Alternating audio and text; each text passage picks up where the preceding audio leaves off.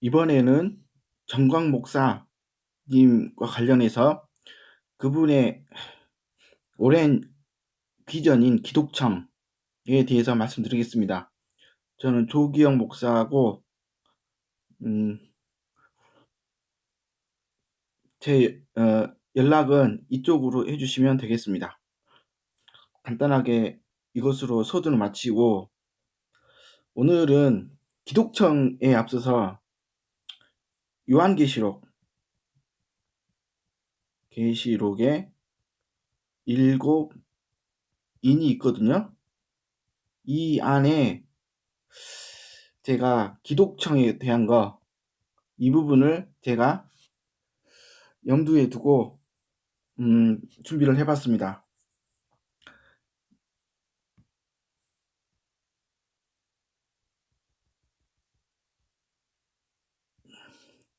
그 7인에 있어서 대부분 뭐 수백 년 또는 수천 년 이런 기간을 두고 이 기간을 해석하시는 분들이 많은데, 그렇게 하면 이것은 굳이 성경에 언급할 필요가 없죠. 전쟁은 언제나 있었고, 카톨릭이란다, 뭐 기근과 이런 요소, 전쟁, 기근, 전염병 이런 건 인류 역사상 언제나 있었던 거기 때문에 뭐 1차 세계대전이 일어났으니까 이때 딱 요한계시록 연결하고 2차 세계대전이 이렇게 하면 안 되고, 성경에서 언급하는 순서가 있어요.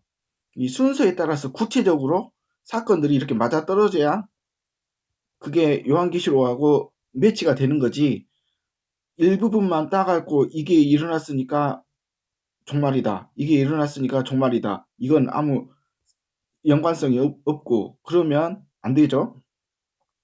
그래서 구체적인 요한계시록에서 제시하는 이 순서들이 있는데, 이 순서가 이렇게 맞아가야 그게 진짜로 계시록에서 언급하는 종말이다, 이렇게 할 수 있겠습니다. 결코 긴 기간 뭐 하는 것도 있지만, 근데 구체적이어야 돼요. 구체적이어야 합니다. 그리고 제가 이제 간단하게 해야 되기 때문에 7인에서 말이 나오죠.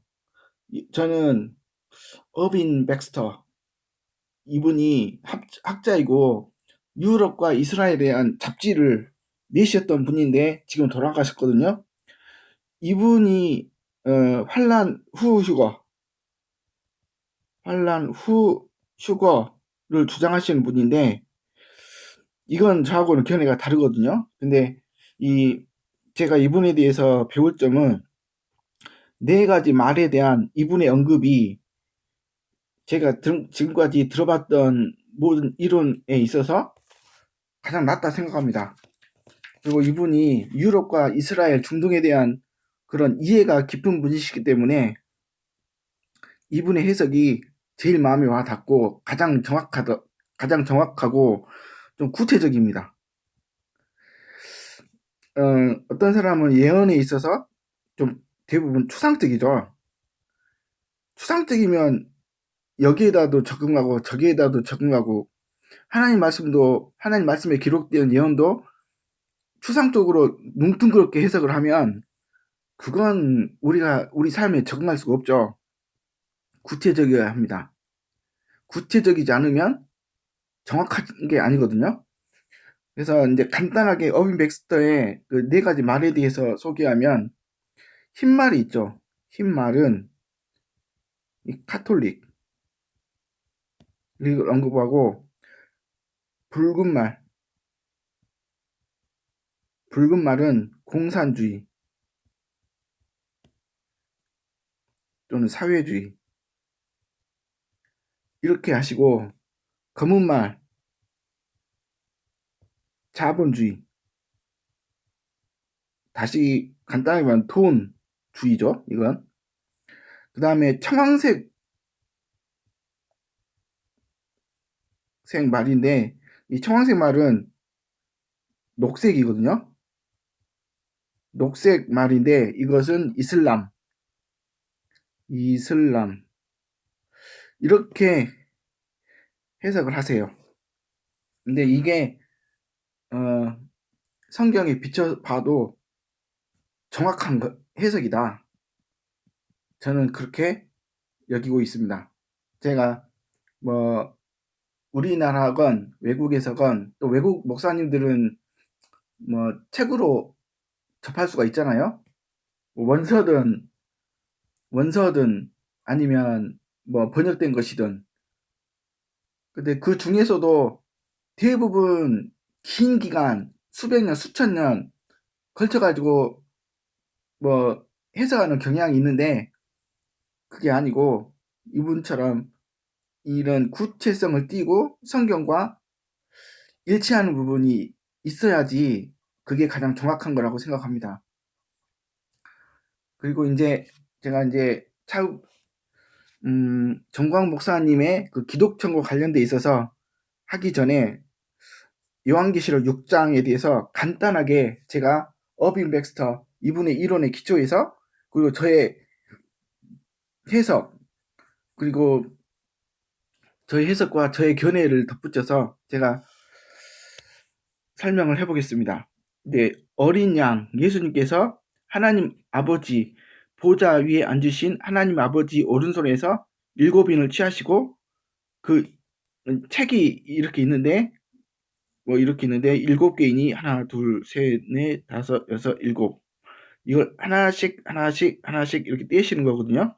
이제 뗄 때마다 뭔가 사건이 벌어지는데 그 중에 첫 번째 인에서 흰말이 나오고 그 탄자가 있는데 활을 가졌고 면류관을 받고 이게 있거든요. 카톨릭의 공식 색깔은 흰색이라고 합니다. 그래서 교황이 뭐 갖고 싶으면 빨간색도 입기도 하고 뭐 다른 색깔 입기도 하고 그러는데 평소에 교황이 입는 색은 옷은 하얀색이고요. 헬기도 하얀색이고 방탄차도 흰색이고 전용 비행기가 있는데 그것도 흰색이에요. 그래서 카톨릭의 공식적인 그들의 색은 흰색이에요. 그래서 요 어빙 백스터 이분이 카톨릭은 흰색에 비춰서 지금 이 세대에 지배를 하고 있는 가장 큰 영향력 있는 것을 카톨릭, 공산주의, 이슬람, 자본주의 이렇게 보시더라고요, 이분이. 근데 흰색은 카톨릭과 연결이 되는데 여기서 보니까 활을 가졌는데 면류관이 있어요. 활이 있는데 화살이 없죠. 활은 있는데 이 이 무기가 없거든요. 그래서 카톨릭 그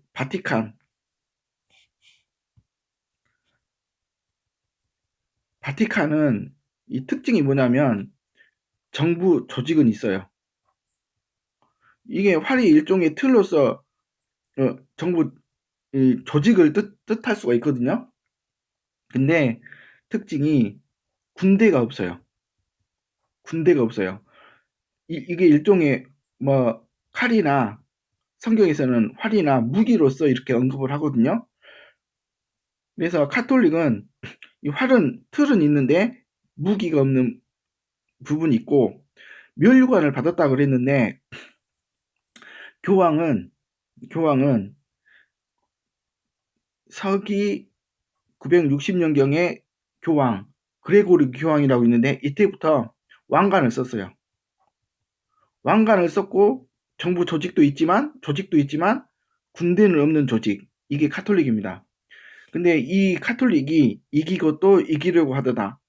지금 전 세계에 영향력을 끼치려고 뭐 종교다원주의, 동성애 인정, 그다음에 무속, 오컬트 이런 것들을 받아들이면서 WCC 이런 걸 하면서 전 세계에 영향력을 끼치려고 하고 있죠. 그래서 이 부분은 카톨릭이 일치가 된다. 카톨릭과 흰말이 그렇게 생각을 여기시면 되겠고, 두 번째 인을 떼실 때 붉은 말이 있고 그 탄자가 있는데, 여기는 공산주의는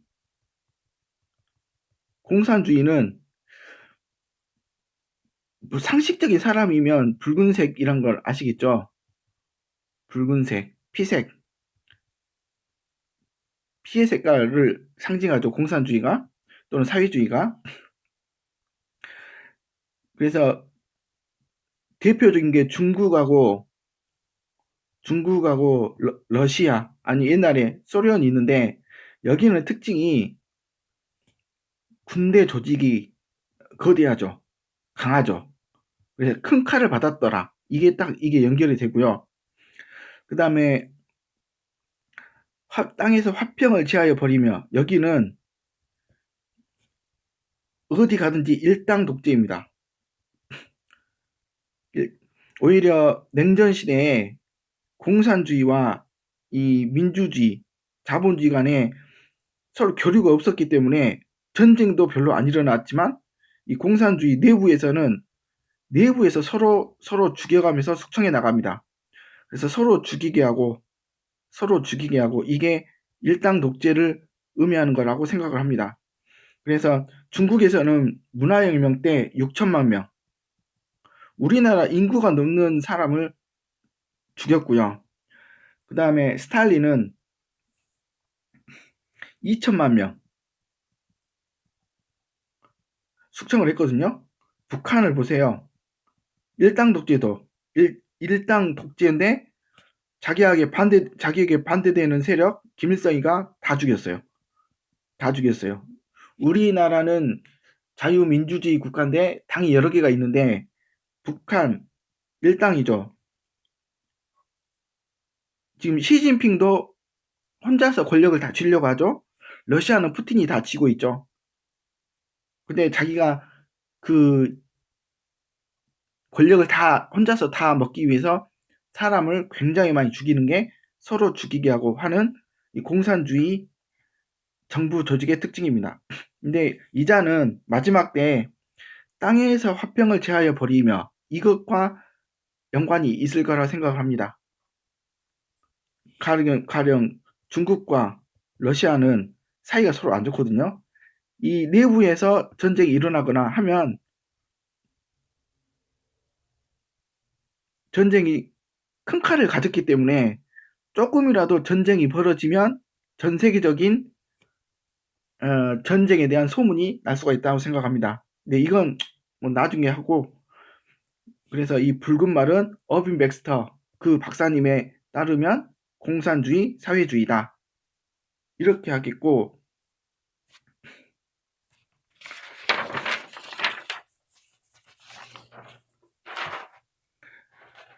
검은 말. 세 번째가 검은 말인데, 검은 말은 제가 인터넷을 뒤져보니까 검은 말과 자본주의가 그렇게 많이 나오진 않더라고요. 그런데 이 박사님 말씀에 따르면 타임지, 유명한 잡지잖아요. 전 세계적인 잡지인데, 여기서 자본주의의 색깔을 검은색으로 했다는 말씀을 하시더라고요. 근데 검은색 여기서 봐도 한 데나리온의 미란데요, 한 데나리온의 보리석대로다. 이 저울의 의미가 이렇게 연결이 되는데, 이걸 보면 자본주의 냄새가 나죠. 뭐 상업 이런 냄새가 나잖아요. 그래서 굳이 타임지를 언급하지 않더라도 이건 자본주의겠구나 여길 수 있을 것 같은데, 마지막 때 이 검은 말 위에 이 탄자는 무슨 일을 벌이냐면, 한 데나리온의 밀한데요, 한 데나리온의 버리석대로다. 이 부분이 인플레이션, 물가가 평소에 8배에서 16배 오르는 겁니다. 그래서 마지막 때 자본주의가 붕괴되는 그런 사건이 마지막 때에 벌어지는 거고, 근데 여기에 특이한 게 있어요. 감람류와 포도주. 감람류는 기름이죠. 기름과 포도주는 해치 말라. 이게 있거든요. 그리고 여기 자본주의는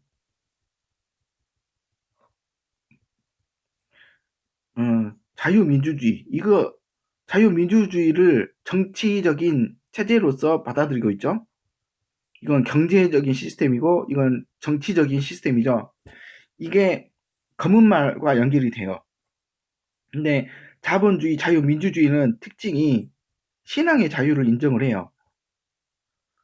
카톨릭도 진짜 믿는 크리스찬 죽이죠. 공산주의도 진짜 믿는 목사 다 죽이죠. 이따가 볼 이슬람도 기독교인 다 죽이죠. 근데 유일하게 이 자본주의, 자유민주주의만이 신앙의 자유를 지키고, 그래서 감람류와 포도주는 해치 말라. 하나님께서 마지막 때 이 기름과 포도주가 뭘까요? 기름과 포도주가 외국의 요한계시록 관련 도서를 보면 감람류 포도주를 어떻게 해석을 하냐면 기름 산업, 포도주 산업, 기름과 포도주 산업, 이것은 보호가 된다, 이렇게 해석을 해요. 하나님께서 기름과 기름 산업, 포도주 산업을 지키려고 굳이 하실 필요가 있을까요? 이렇게 해석을 하면 안 되고, 또는 어떤 목사님께서는 여기 기름과 포도주 산업하니까 부자들은 지켜주신다, 이렇게 해석을 하시는 분도 있더라고요.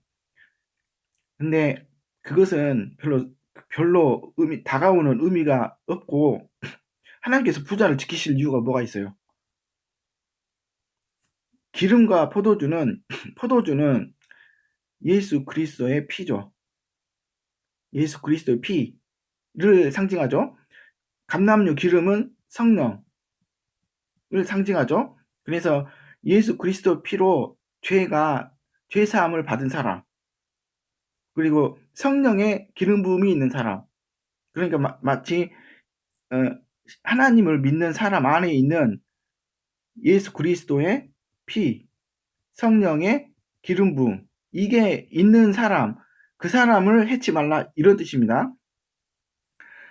그래서 정광훈 목사님께서 제가 가장 위대하게 보는 이유가 자유민주주의, 이걸 수호하기 위해서 광화문 집회 하시잖아요. 이게 뭐하고 연결될까요? 신앙의 자유와 연결돼요. 그리고 기독청은 감람류와 포도주는 해치 말라. 이 기독청이 이것과 연결이 되는 부분이 있습니다. 그래서 뭐 영종도에 기독청을 짓는다고 하시는데, 정광훈 목사님께서 성령 운동 하시죠? 성령 운동을 하시잖아요. 성령의 기름. 그런 많은 사람들을 이 기독청, 이 부분을 통해서 성령 받는 사람을 수없이 많게 키우시려고 그러시는 게 아닌가, 저는 그렇게 보고 있고, 그리고 기독청을 본부로 해서 한국뿐만 아니라 지금 자유통일당이잖아요. 자유민주주의로 통일을 하시는 거잖아요. 그러면 기독청을 중심으로 성령의 기름 부음의 그 흐름을 북한, 아마도 중국, 이렇게 가실 거라고 저는 여기고 있습니다. 셋째 인은 이렇게 되고요. 넷째 인은 청황색 말인데, 청색하고 황색을 합치면 녹색이 돼요. 근데 녹색은 이슬람의 공식적인 색깔입니다. 그래서 TV 같은 데서 이슬람 중동에 있는 사람들이 시위를 하거나 집회를 할 때 그들이 나오는 깃발 있죠. 깃발이나 수건이나 이런 거 보면 다 녹색입니다. 그리고 누군가 그들 입장에서 순교를 하잖아요. 순교를 하면 이렇게 치체를 눕고 여기에다가 천을 펼쳐놓는데 이것도 녹색입니다. 사우디아라비아의 마호메트의 무덤이 있죠. 무덤을 기리는 모스크가 있나요? 아무튼 마호메트 무하마드와 관련된 그 모스크 지붕이 녹색입니다. 그리고 모스크 같은 데 보면 대문 같은 거 있죠. 그건 녹색입니다. 이슬람은 공식적인 색깔이 녹색이고, 이슬람 국가들 사우디아라비아, 파키스탄, 이란, 거기에는 국기 그 안에 녹색이 들어갑니다. 그래서 이슬람은 녹색입니다. 그리고 미국에서 뭐 라마단 무슨 기간이 있으면 뉴욕 엠파이트 스테이트 빌딩인가? 가장 큰 건물 있잖아요. 거기서 그때는 녹색을 딱 뿌려줍니다. 이슬람의 색깔이 녹색이기 때문에, 초록색, 녹색이기 때문에 그렇습니다. 근데 청황색 말이 녹색인데 보니까 탄자의 이름이 사망이래요. 이 사망은 고유명사죠. 이름이니까. 영어로 하면 death, 대문자죠. 이름이 사망이고 그 뒤에 음부가 그 뒤를 따르리라. 음부는 여기서 지옥이거든요. 킹 제임스 바이블 버전 보면 헬로 나옵니다. 이슬람에 있어서 그들은 죽음의 문화가 있거든요. 자살 테러, 자살 폭탄 테러 하면은 이슬람이죠. 그들은 죽음으로써 뭔가를 하는 게 있습니다.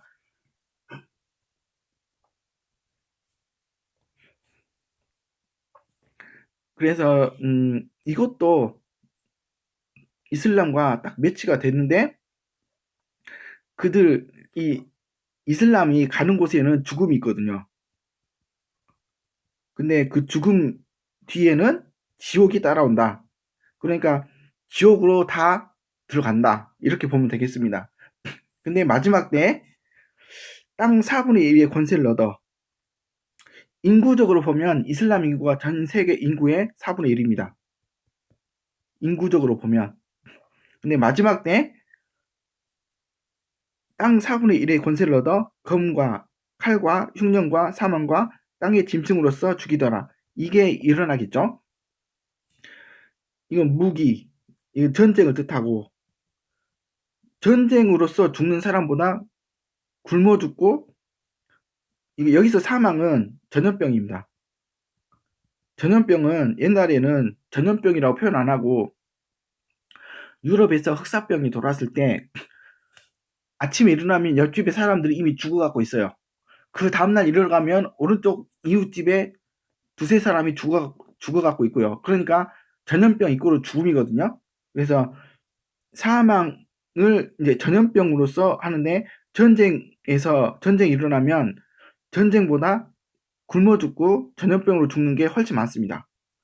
그리고 땅의 짐승으로서 죽이더라는 아마도 이 전염병과 관련해서 뭐 쥐라든가 이런 것도 짐승이겠죠. 근데 이것은 해석의 여지가 있고요. 아마도 저는 여기서 3차 세계대전이 여기서 이슬람과 관련해서 일어날 거라고 여기고 있습니다. 근데 이 네 가지 다섯째 인과 연관에 대해서 죽임을 당한 영혼들이 나와요. 죽임을 당한 영혼들. 이건 이제 순교죠. 다섯째 인에서 순교당한 그리스도인들이 나오거든요. 근데 죽는 사람들이 있는 반면에 나중에 휴거되는 사람도 있거든요. 죽는 사람이 있고 휴거되는 사람이 있는데, 어떤 사람들이 순교를 하고 어떤 사람들이 휴거를 할까요? 제가 검은말, 셋째 인의 그 검은말에서 기름과 포도주는 해치 말라 하셨죠. 자유민주주의 체제, 자본주의 체제에서의 그 신앙을 가진 사람들은 보호를 받습니다. 근데 여기 공산주의, 카톨릭 또는 이슬람에 있는 사람들은 순교를 당합니다. 이슬람권은 지금도 걸리면 죽죠. 공산주의도 지금도 죽이고 있죠. 북한 같은 데 보면. 카톨릭은 지금은 칼날을 숨기고 있지만 과거에 진짜 그리스도인들을 죽였기 때문에 앞으로 죽일 겁니다.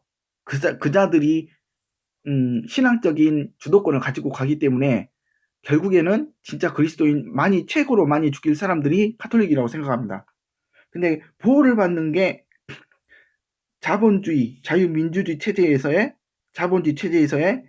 신앙인들, 성령의 기름이 있고 죄사함의 은혜를 받은 그런 신앙인들은 주님께서 보호해 주십니다. 왜냐하면 이 음성 자체가 하나님의 보좌에서부터 나온 겁니다. 내 생물 사이로서 나는 뜻하는 음성을 내가 들으니 가로되 하고 이렇게 나오는 거거든요. 내 생물 사이에서 나오는 게 하나님 아버지, 어린 양이신 예수 그리스도 그분이시거든요. 하나님께로부터 이 명령이 내려진 겁니다. 다른 건 다 건드는데 자유민주주의 체제 안에서 자본주의 체제 안에 있는 성령의 기름 부음 받은 사람, 죄사함의 은혜를 받은 사람은 해치 말라. 이렇게 되거든요.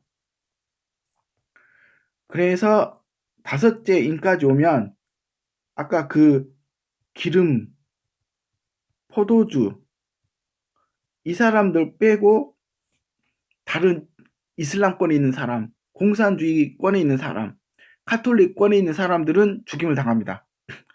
그 사람들이 근데 뭐 공산주의 안에서도 숨어갖고 살다 뭐 숨이 붙어있는 사람도 있겠고 카톨릭의 칼날을 피해서 살아있는 사람도 있을 수도 있겠죠. 근데 지역적으로는 자유민주주의 국가, 자본주의 체제를 가진 그 사람들이 제일 많이 살 겁니다. 근데 거기에 있지 않는 사람들은 신앙을 지키기 위해서는 죽임을 당해야 됩니다.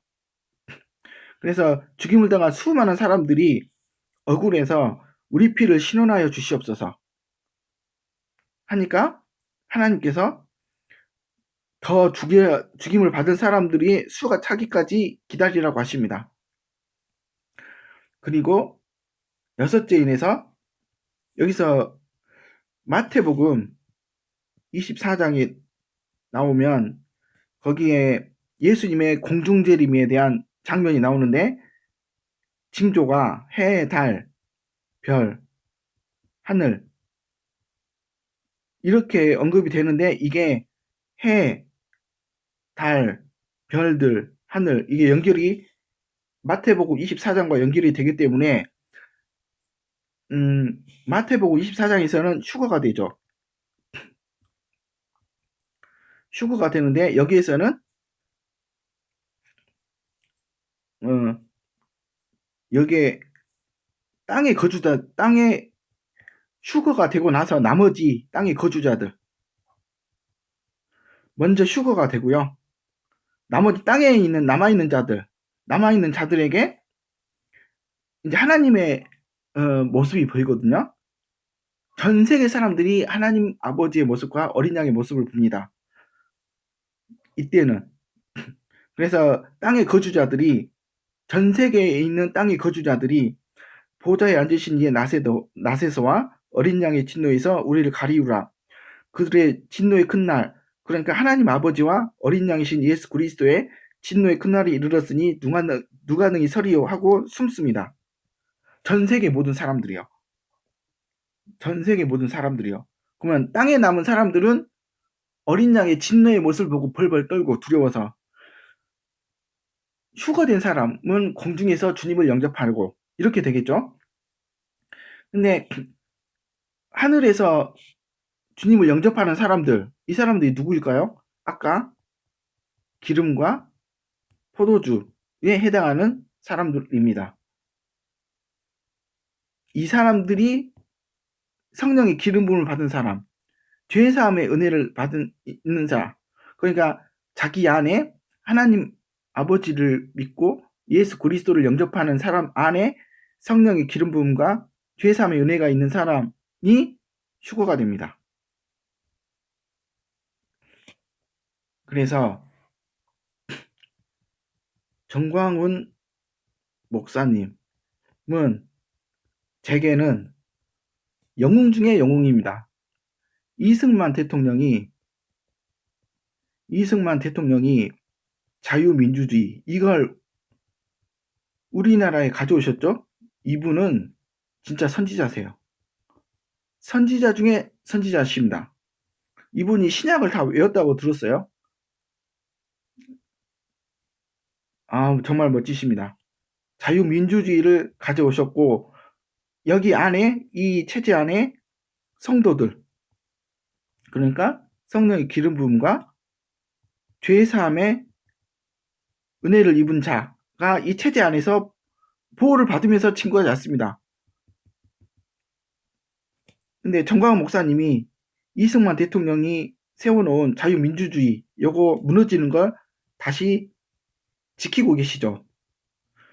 정광훈 목사 한국의 성벽은 대한민국의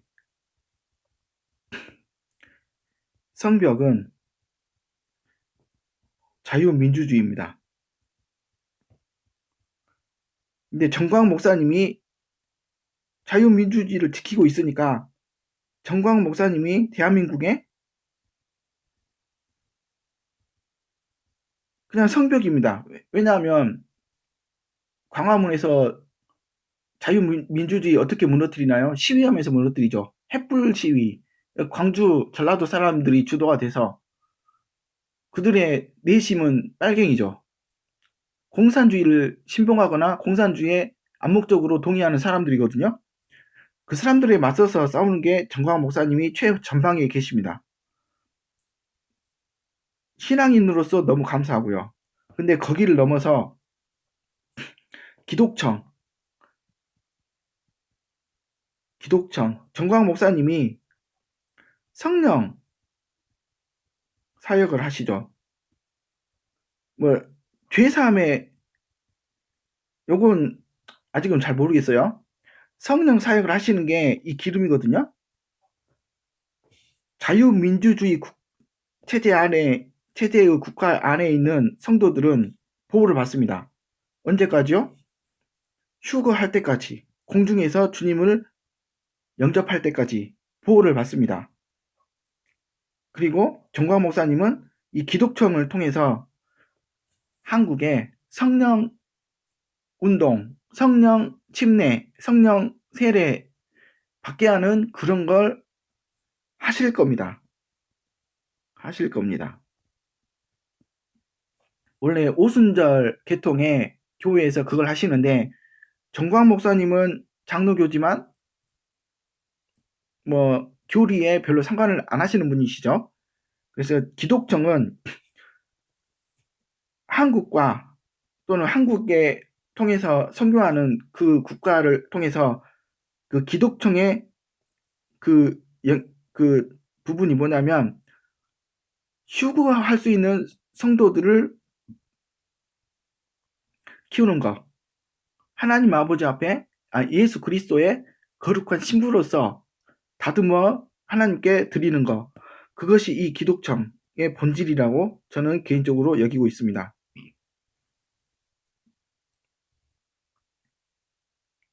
정광훈 목사님께서 이 기독청은 자유민주주의 요건 성벽이거든요. 정광훈 목사님 없으면 이거 무너지게 돼 있습니다. 실제로 그 광화문에서 부딪히는 분이시죠. 최전선에서. 그러니까 자유민주주의를 지키는 분이시기 때문에 대한민국의 성벽이시고 기독청은 성입니다. 성, 캐슬. 이 성 안에 이 성도들을 하나님께서 받으실 만한 성령의 기름 부음 받은 사람들을 수없이 많이 키우실 것으로 저는 여기고 있습니다. 정광훈 목사님 사역 자체가 성령과 긴밀하게 연관되어 있을 것으로 저는 생각하고 우리나라가 딱 잡히면 그때부터는 전 세계 선교를 하러 가실 겁니다. 그런 사람들 키우실 거고 정광훈 목사님 살았을 때 휴거가 안 올 확률이 높을 것 같아요. 저는 정광훈 목사님께서 정광훈 목사님만한 자신만한 후계자 이분을 염두에 두고 기르셨으면 좋겠습니다. 이상 제가 성경 너무 좋아해서 요한계시록에 관련돼서 저는 전체적인 구조가 딱 잡혀 있거든요. 제 이론에 비춰서 정광 목사님은 위대한 사람이고 영웅입니다. 그리고 하나님 앞에서 큰 상 받기를 원하시고 오래오래 건강하게 사셨으면 좋겠습니다. 이상 마치겠습니다.